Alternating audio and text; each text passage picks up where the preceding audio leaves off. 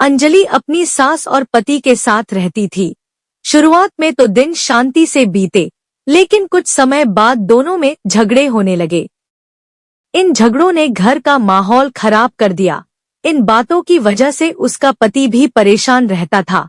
अंजलि को लगने लगा कि वो अब अपनी सास के साथ नहीं रह सकती, क्योंकि रोज रोज के झगड़ों के कारण पूरे परिवार में उसकी बदनामी हो रही थी और पति की गरीबी की वजह दूसरा घर लेकर अलग रहना संभव भी नहीं था। इसलिए अंजलि ने अपनी सास को ही रास्ते से हटाने का फैसला कर लिया। अंजलि के चाचा एक बड़े डॉक्टर थे। वह उनके पास गई और अपनी दुख भरी कहानी सुनाकर बोली, चाचा जी, मुझे थोड़ा सा जहर दे दो, मैं अपनी सास को मारकर उससे छुटकारा पाना चाहती हूँ। अंजलि के चाचा एक अक्लमंद इंसान थे। वो उसकी समस्या समझ गए और उसके समाधान का एक तरीका निकाला और कहा, बेटी, अगर तुम अपनी सास को मारने के लिए जहर का इस्तेमाल करोगी तो सब लोगों को तुम पर शक हो जाएगा और तुम जेल चली जाओगी। इसलिए मैं तुम्हें एक ऐसी दवा दे रहा हूँ कि जिससे धीरे धीरे शरीर में जहर का असर होता जाएगा और फिर तुम पर किसी को शक भी नहीं होगा।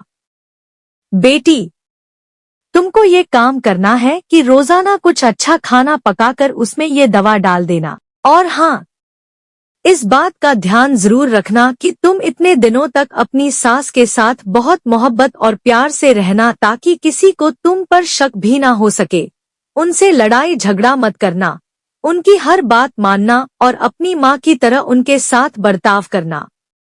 अंजलि ने अपने चाचा से कहा कि चाचा जी, मैं इन सारी बातों का पूरा ख्याल रखूंगी।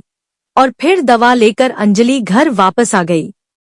अब वो रोजाना कुछ अच्छा पकाकर अपनी सास के खाने में वो दवा मिला देती और फिर बहुत सलीके से एक प्लेट में खाना सजाकर मुस्कुराती हुई अपनी सास को खाना पहुंचा देती। जब भी उसकी सास उस पर गुस्सा होती तो वो बड़ी खामोशी से उनकी बातों को सुनती और अपने गुस्से को काबू में रखकर चाचा की सलाह के अनुसार अपनी सास की खूब सेवा करती, उनके गुस्से की किसी बात का जवाब ना देती। 6 महीने बीत गए। अब तो घर का नक्शा ही बदल गया। सास ने जब देखा कि मेरी बहू मेरा बहुत ख्याल रखती है और मेरी किसी बात का जवाब नहीं देती है, तो सास को भी बहू से मोहब्बत हो गई और वो उसको अपनी बेटियों की तरह मानने लगी। सास का अच्छा व्यवहार देखकर अंजलि भी अपनी सास को अपनी माँ की तरह समझने लगी और उनके साथ बहुत प्यार मोहब्बत से रहने लगी। अंजलि के इस अच्छे व्यवहार की वजह से उसका पति भी उससे बहुत खुश रहने लगा और अंजलि के अच्छे संस्कार की पूरे परिवार में चर्चा होने लगी। सब उसकी बहुत तारीफ करते थे।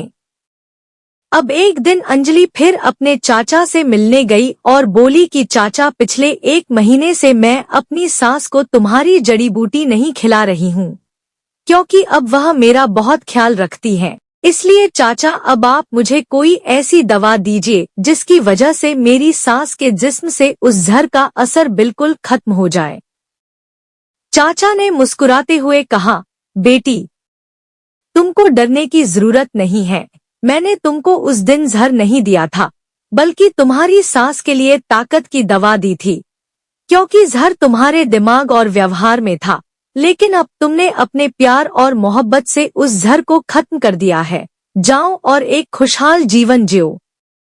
याद रखना, हमारा व्यवहार, हमारे शब्द और लहजा तय करता है कि दूसरे हमारे साथ कैसा व्यवहार करते हैं।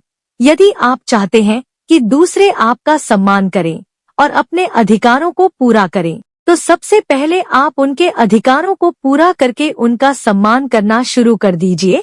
फिर देखना सारे लोग तुम्हारी कैसी तारीफ करते हैं।